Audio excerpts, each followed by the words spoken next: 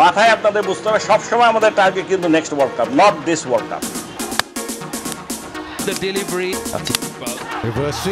Bangladesh cricket board বিসিবির সাবেক সভাপতির এমন একটা কাট বক্তব্য নিয়ে সামাজিক যোগাযোগ মাধ্যমে প্রায়ই ট্রল দেখা যায়। বাংলাদেশের ক্রিকেট দলের হতাশাজনক পারফরম্যান্সে ভক্তদের এমন ট্রলটা হয়তো স্বাভাবিক। বছরের পর বছর ধরে বাংলাদেশের ক্রিকেটাররা যতটা না অনুশীলন করেন তার চেয়ে বেশি সময় আমরা দর্শকরা ব্যয় করি সম্ভাবনার অঙ্ক কষে। প্রতিবারই টুর্নামেন্টের মাঝপথে এসে বাংলাদেশের সমর্থকদের চোখের নিচে ক্যালকুলেটরের ছায়া পড়ে, কারো হাতে কলম, কেউ বা আবার এক্সেল শিট খুলে বসে। আচ্ছা, যদি হংকং শ্রীলঙ্কাকে হারায় আর শ্রীলঙ্কা যদি আফগানিস্তানকে হারায়, বা যদি বৃষ্টিতে পয়েন্ট ভাগাভাগি হয়, এরপর যদি আবার আমরা পরের ম্যাচে 15 ওভার 4 বলে জয় পাই, তাহলে হয়তো পয়েন্ট টেবিলে বাংলাদেশ এগিয়ে থাকবে। মনে হয় আমরা দর্শকরা একটা গণিত বিভাগের জন্ম দিয়েছি, যেখানে প্রতিযোগিতায় ক্রিকেট থাকে না, থাকে ম্যাথ অলিম্পিক্স। প্রতিদিন বাংলাদেশি ডেটা সায়েন্টিস্টরা বসে সম্ভাব্য কমপ্লেক্স ইকুয়েশন তৈরি করে।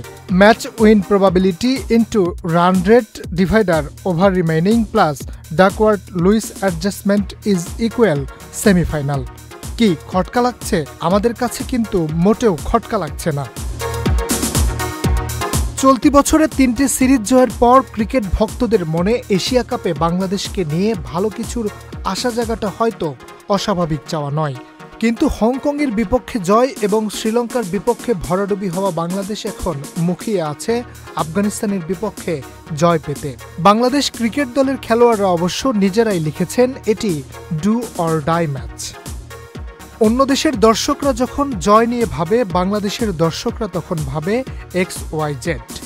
অন্যরা যখন টার্গেট দেখে, বাংলাদেশের মানুষ দেখে ক্যালকুলেটর।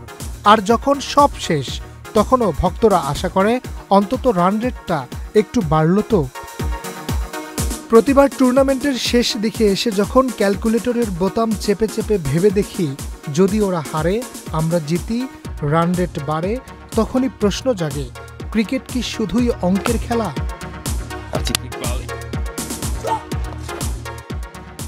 সময় এসেছে মাঠের লড়াইয়ে নিজের ভাগ্য লিখে নেওয়ার। সময় এসেছে ভরসা, আত্মবিশ্বাস আর ব্যাটে বলে পারফরমেন্স দিয়ে এমন এক গল্প লিখে দেওয়ার, যেখানে সমীকরণ নয়, রূপকথা হবে বাংলাদেশ নামের দেশটার আসল পরিচয়। Harunur Rashid, channel I. Bundle থাকলে প্রতি সেনমানিতে টাকা বাঁচবে। বিকাশ সেনমানি বান্ডেল কিনে জিতুন প্রতি লেনদেনে।